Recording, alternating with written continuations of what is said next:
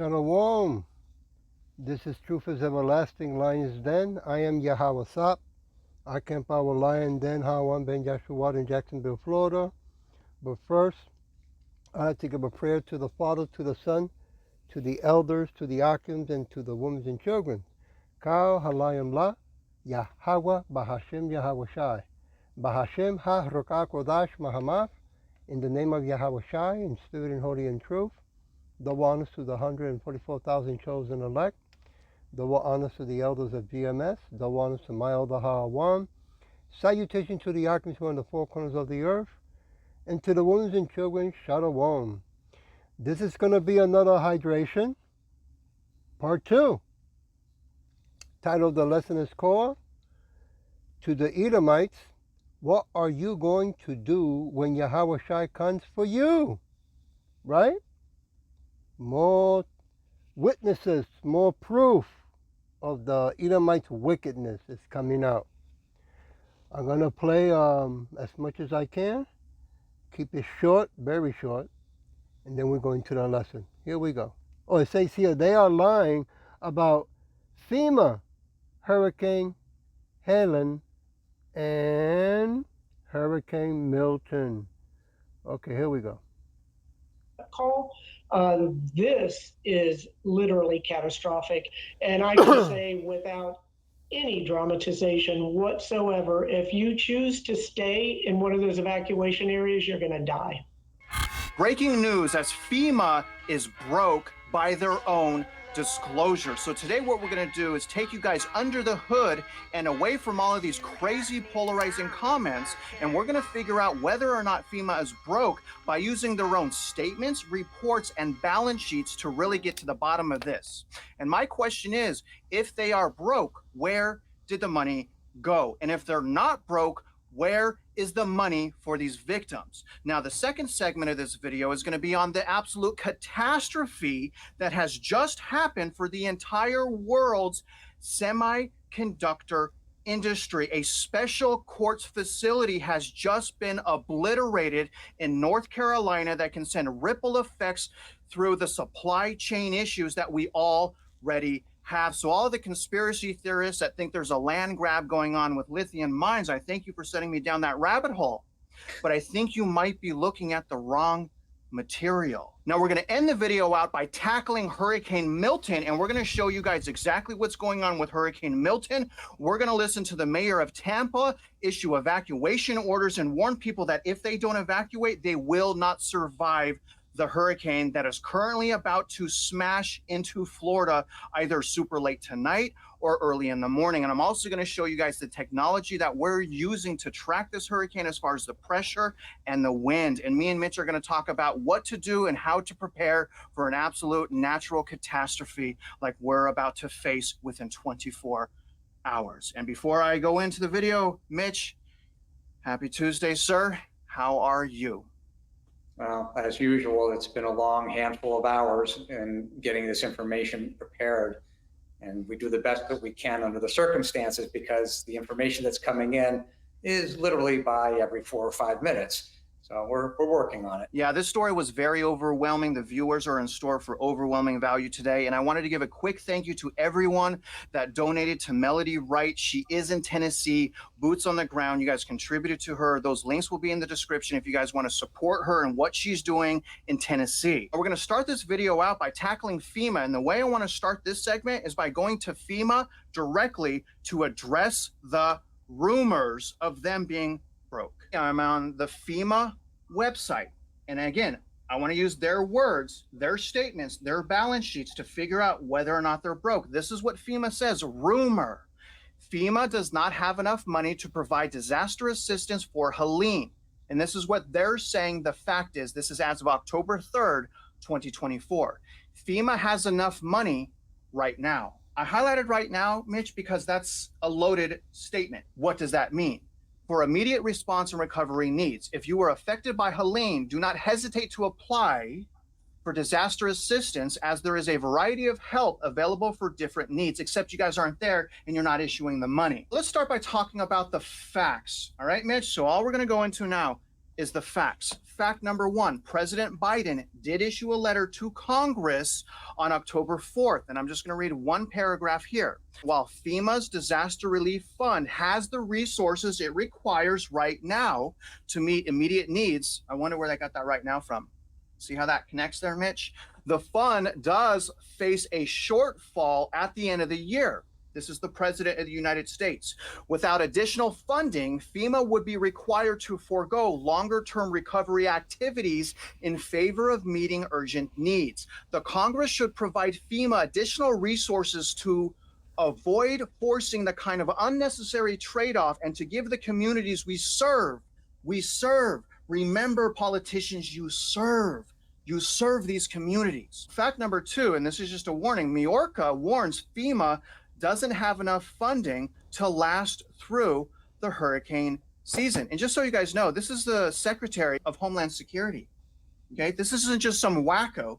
This is an official warning the nation that FEMA's broke. Fact number three, earlier this year, FEMA initiated what's called the Immediate Needs Funding. Immediate Needs Funding Overview. And again, this is a fact.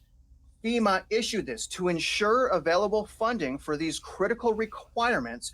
FEMA's chief financial officer can implement immediate needs funding guidance, which they did.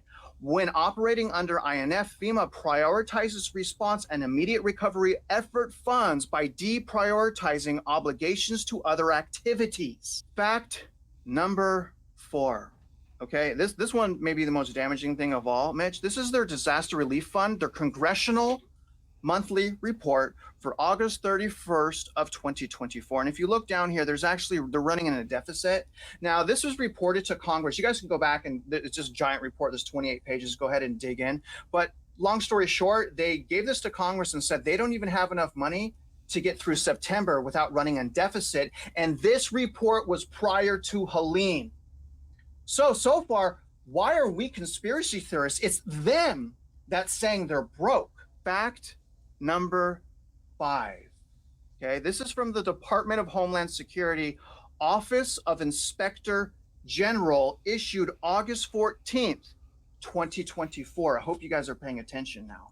The Federal Emergency Management Agency, or FEMA, did not, again, if you're not making $150,000 you know how it is with YouTube. per Give me a year, minute. but you'd like to, the Federal Emergency Management Agency, or FEMA, did not, again, okay, this is the Office of Inspector General's report. It will be linked to my description.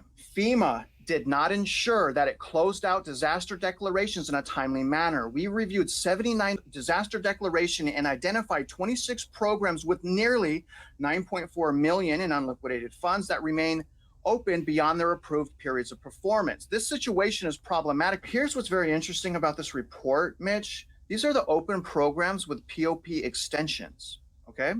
So I want you to look at the initial date right here and the extension date and the unliquidated funds as of June 2023. We got lucky with this report. They've been working on this report for years. Look at this. Look at how much money FEMA really has. $7 billion in money that's just sitting there. When I keep going here and I get to the conclusion of this report, let me read this, okay? And again, this is not me. We're just using the agency summaries and conclusions to report to you guys. As of July 2023, the DRF was projected to have $4.3 billion deficit by the end of 2023, okay? That's how that starts. So FEMA is saying they're going to have a deficit because this report has been going on so long. It just was released. They're going to have a deficit in 2023. So they're always saying that they're broke. You guys understand why it's so confusing? Continued delays in FEMA closing older disasters puts an added strain on the primary source of funding for the federal government's disaster relief program by withholding the slush funds, by withholding the return of $7.1 billion in potential monetary benefits. Just real quick before I go back to you, Mitch, talking about that $750, that $750 is not a loan. What it is a serious needs assistance program that's been around for a little while. And this allows people to get $750 that you do not have to pay back for immediate needs. Now, obviously that's not enough money. Mitch Vexler, I don't know about you, but that was extremely, extremely disturbing. Where's the money? Why isn't it being used to truly help people? Those are the taxpayers. Those are the people that are paying into that fund. Can you answer this question, sir? In your opinion, is FEMA just one big giant government slush fund? And are they or are they not broke? They are a slush fund being used for clandestine purposes, as we stated in the prior video on FEMA. And when I also stated that they should be shut down, I would like to answer your question, but starting at the back end rather than the front end. A reviewing court shall hold unlawful and set aside agency action, findings, and conclusions found to be arbitrary, capricious, and abuse of discretion, or otherwise not in accordance with the law. U.S. Code 706-2A. When I said that FEMA should be shut down, that was the correct statement. What you are seeing here are interagency agreements that you can't see, and that would be by definition of commission and or omission. In other words, are admitting evidence that even the Office of the Inspector General can't get their hands on. So when an agency is doing that, that is in complete violation of the law. FEMA is corrupt from top to bottom. It's not to say that there aren't people inside of it that know what they're doing. However, the leadership has caused such problems. So much money has been stolen.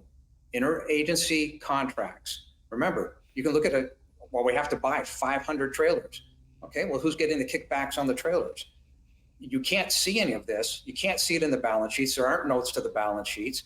And this has ramifications that we've already discussed in other videos, all the way down to the school districts and what they're doing. If you can't see it, crimes are being committed. It's real simple. He has people that they have to answer to in both divisions of the government, but everybody says, well, it's FEMA, we'll work it through, there's emergencies. Go and read the second paragraph on FEMA's website. It says we're here before an event, during an event, and after an event. Really? And what exactly did you do as far as North Carolina was concerned before an event? Please explain. So members of Congress, you have a job to do and you didn't do it. FEMA is a rogue organization using its money for clandestine purposes. Period. End of paragraph. Go ahead. Try to disprove me. Very powerful, Mitch. And speaking of things that we can't see, let's tie this in now. For some of the people that have been watching us, I mean, Mitch and I are always talking about the schools, because here's the thing with the schools. You can't see the debt. I threw this up real quick. This is a school district, and look at how they explain to us how they're going to pay for bonds. This is just, again, drawing all of this together. They tell us how much bond per capita, okay, payments, you see that? But they never allow us to see the actual balances and how much money they have. FEMA is the same as the school districts, okay? And I'm not talking about the teachers, okay? There are some great teachers. I'm talking about that back end. You guys have been following along. It's useless. You can't count on them. Mitch, let me ask you, how much would transparency fix all of this? Can you put that chart back up? It's time to destroy that issue right now. Put that school chart. Okay, I want to explain to everybody. See where it says net bonded debt per capita? So where it says 3,772 under that column, you have to realize that that includes a 1-year-old child. That is based on the population, not based on the real estate taxpayers. If you have a 700 plus Sucker. credit score, Give me you a qualify minute. for Chase's new program where you could access up to 100 Real estate taxpayers. That number is probably 60% greater. In other words, when they're looking at it, they're including the entirety of the population. Well, the entirety of the population doesn't pay tax, give or take, let's call it 30%. So that taxable assessed valuation per capita is probably, let's call it 3 times greater. That is a fraud. That is omission. That falls under federal law 706-2A. Purely arbitrary, capricious, intended to mislead. They are lying their ass off. Okay, so, I mean, how much would transparency change all of this, Mitch? Well, to a certain extent, nothing is perfect in life. However, transparency, so you can have notes of these bonds, notes of the debts tied to the balance sheet to the point where you can actually analyze, i.e. in the school district's case, food contracts or HVAC contracts, which is air conditioning contracts, to see how much money is truly being spent, what the real cost of that is, where are the cost benefit analysis documents before you even go ahead and make a purchase order. None of this is happening. And it's all intentionally being hidden. And we'll get down to the intent shortly. But that's the reality of the circumstances we're now in. You've got fraud in multiple government levels for very nefarious reasons. And you've got it in the school districts, you've got it in the school teachers union, you've got it in FEMA, you've got it in the central appraisal districts. These entities are rogue entities. They don't give a damn about the law. All right, man. Well, let's close this segment up. And just real quick for the viewers, I want to recap. Fact: Biden issued a letter to Congress saying that FEMA needed money. Fact: FEMA initiated the immediate need mandate. Fact: FEMA issued a report to Congress in August saying that it didn't have enough money to make it through September prior to Hurricane Helene hitting. Fact: the Inspector General report issued a warning of incompetence from FEMA. Fact: FEMA really has $9 billion. And my question is, and maybe you guys can answer this in the description, FEMA, where is the money? And why aren't you helping U.S. citizens more?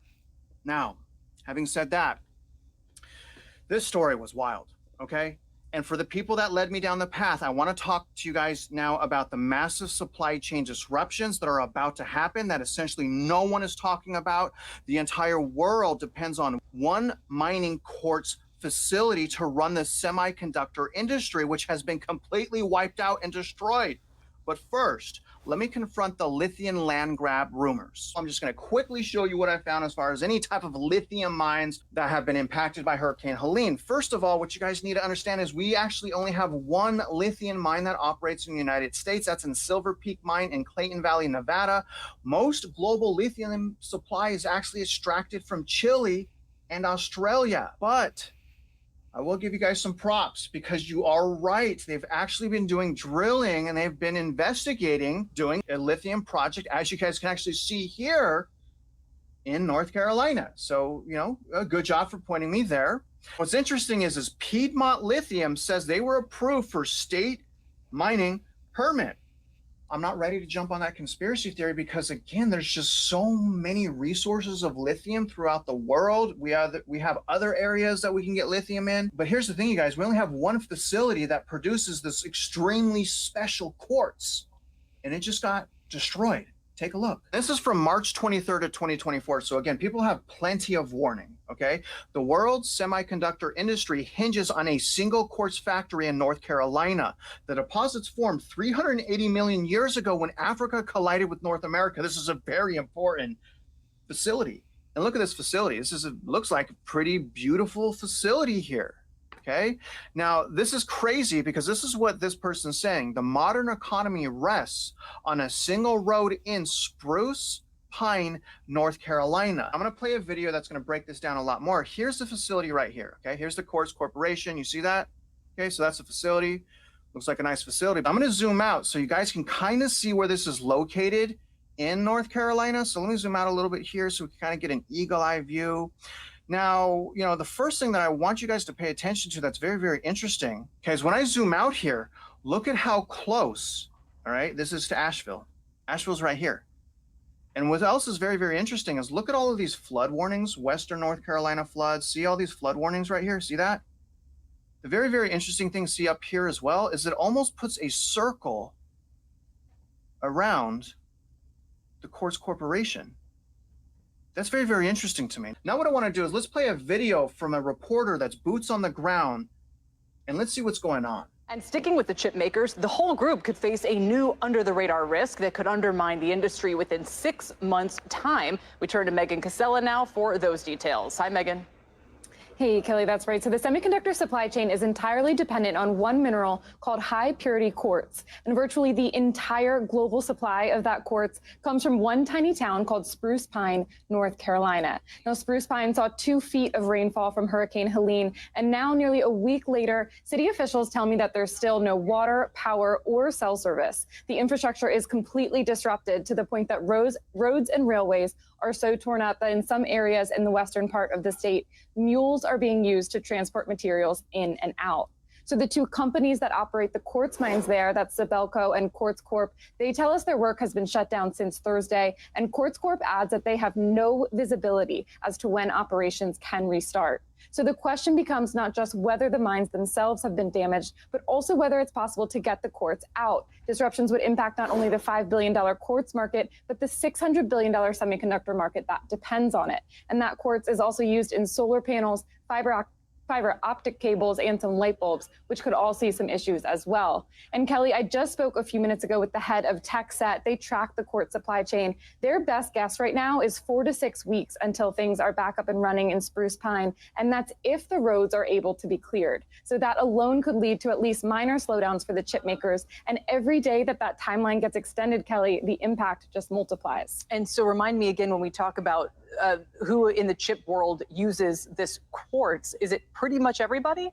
Every chip maker. So officials in Spruce Pine like to say that if you have a cell phone, if you have a computer, you have a piece of Spruce Pine with you. It's virtually the only place in the entire world that supplies this highly, highly pure quartz that's used in pretty much every semiconductor that's out there. So it was a vulnerability that was known beforehand, but now it's just, the question is really here. Before it was sort of a hypothetical. Now it's a real question of what happens if they can't start to get this quartz out. Mitch, that's crazy. So according to that video, each of us has a little piece of that town in our households. Can you talk about, what type of massive supply chain disruption that small little mine facility of quartz can have on the entire world? Well, assuming that the inventories are low, which is not a good assumption, but if the inventories are low in the existing plants, to the point where, let's say that 6 to 8 weeks down the road, this factory mine can't be brought back online, yeah, it really could have an impact. Is it as bad as an impact at the ports? No, not immediately. However, if you're a semiconductor producer and you want your computers, yeah, probably over 4 or 5 months, this is going to have a real impact. I don't know that anybody at this moment understands how much inventory is actually on hand. But clearly in this business, you can't do just-in-time production. So there has to be some inventory out there. The ramifications are yet to be determined. However, when you start understanding, is this stuff shipped by truck? We already know that trucks aren't moving in that northern 1 hour vicinity. If this stuff is Slakia, get a minute. At I'll be Byberg, getting we're to it. experts in small business insurance. We think through this stuff is shipped by rail, well, the rails can't work either, because if they were underwater, they need to be reset. So is it really 6 weeks to bring it back online? Don't know. Yeah, and that's pretty rural. I mean, there's not a lot there, Mitch. That's, really, really surprising. Let me ask you your opinion on that facility being destroyed. They can't even see it. They can't even get to it. I know you said there should be some supply somewhere, but do you think that this puts any damper on the plans in Arizona, Surprise, Arizona, where they're developing that plant facility? Because I've been there, boots on the ground, to Surprise, Arizona, and I got to tell you, man, they must be spending billions of dollars throwing up brand new homes that no one can afford, anticipating that plant opening. So can this have an impact on those plans? Well, the straight answer is sure it can, but nobody can quantify, and therein lies the ultimate problem. It becomes guesswork, and we really don't want to speculate on any of this stuff. However, it is clear that inflation will enter the equation, because when demand exists and supply isn't there, inflation moves up, and then the government, because of inflation, which is a tax on people's money, as we've discussed in the past, gets stronger and stronger, because that's what inflation does. It causes debt. And when you have debt, you have defaults, and you will have a default in the government. None of this is good. It's all connected. I want to talk about the fact that these small little pockets of either the port strikes or this facility could massively impact the economy, and how that shouldn't be. And let me throw up real quick, Mitch. Now, I know some people have been following us, but here's the actual union numbers. Okay, so this is showing that the National Education Association, or teachers, They got 3 million people. That's a video for another day. Corruption, fraud, manipulation. In other words, that's the biggest union. That's absolutely insane. But look at this, guys. There's a lot more unions. Teamster, United Food, 1.3, 1.4, 990 for the United Auto Workers. So the fact that those port strikers of 45,000 people completely annihilated the economy is shocking to me. And also what's shocking to me, that there's only one facility that supplies the entire world with this material. But Mitch, what can you tell us, about the issues here? And again, what's up with the 3 million members in this union? I mean, what's going on, man? How do we change what's happening? Well, okay, so let's back up for a second. On the unions, they're double the size. This is with regard to the school teachers union. This is double the size of the next closest union. And we've been discovering and discussing the issue with the real estate taxes, that they have to be eliminated.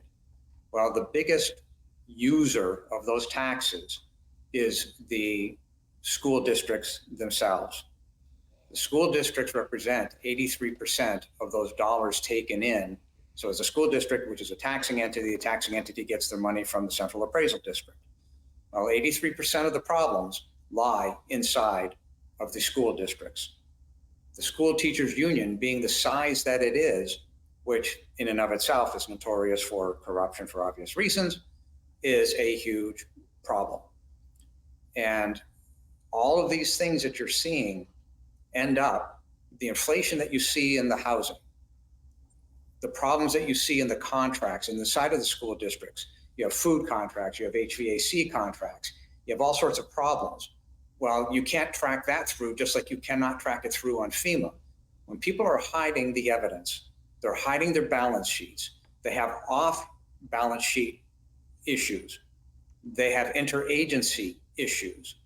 They have systemic fraud, i.e. HVAC contracts. All of these things are hidden. And when that occurs, that is fraud. That is a violation of state's law. That is a violation of constitutional law. And okay, let's stop it right there. As you can see, the whole government system, bottom line, is corrupted, right? It doesn't matter if it's Democrat or Republican or whatever other name they want to make up. Okay, that's the kind we call in the name of Yahawashi to come back and remove these Edomites from power, take away the blessing of the sword, and to remove their kingdom out of the face of the earth forever. Okay? I want to go to Jeremiah chapter 16. I'm going to start with verse 14. Therefore, behold, the days come, said Yahweh, that it shall no more be said, Yahweh lives, that brought up the children of Israel out of the land of Egypt, so-called America, the second spiritual Egypt. Okay? Verse 15. But Yahweh lives, that brought up the children of Israel from the land of the north, and from all the lands,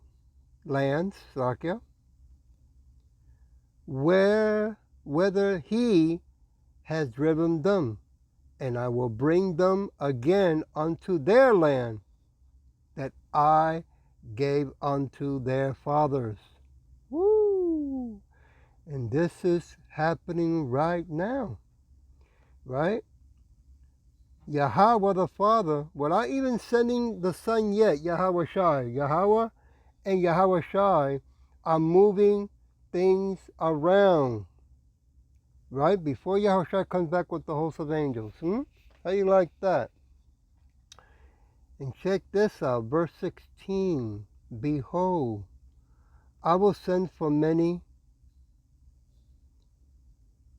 fishers, said Yahweh, and they shall fish them after, and I will send for many hunters, and they shall hunt them from every mountain, right? Every people in power of government building, every hill, right? County and state, and out of the holes of the rocks, right? Their bunkers, the Edomites that have their bunkers hiding, Who are the hunters? The 144,000 chosen elect, which I pray and hope I'm one of them. Because they keep on doing so much wickedness. These Edomites don't stop, right? And now that proof is out that they control the weather since 1960, okay? Earthquakes, fires, tornadoes, hurricanes, lightning strikes. That means that lawsuit, right? Which it doesn't really work, but lawsuit should all be. ends at the tail end. Slakia. Lawsuit should be starting from 1960 all the way to today, 2024. Verse 17, and I will leave it with this. For my eyes are upon all their ways. They are not hid from my face, neither is their iniquity hid from my eyes. That's right. Yahawashi Yahawashi sees all things, knows all things, and controls all things for his pleasure. Right? To perfect the so-called Negros Latinos, American, and speckled birds, for those who can receive it. I hope that this was edifying, and with that I'll say Shalom.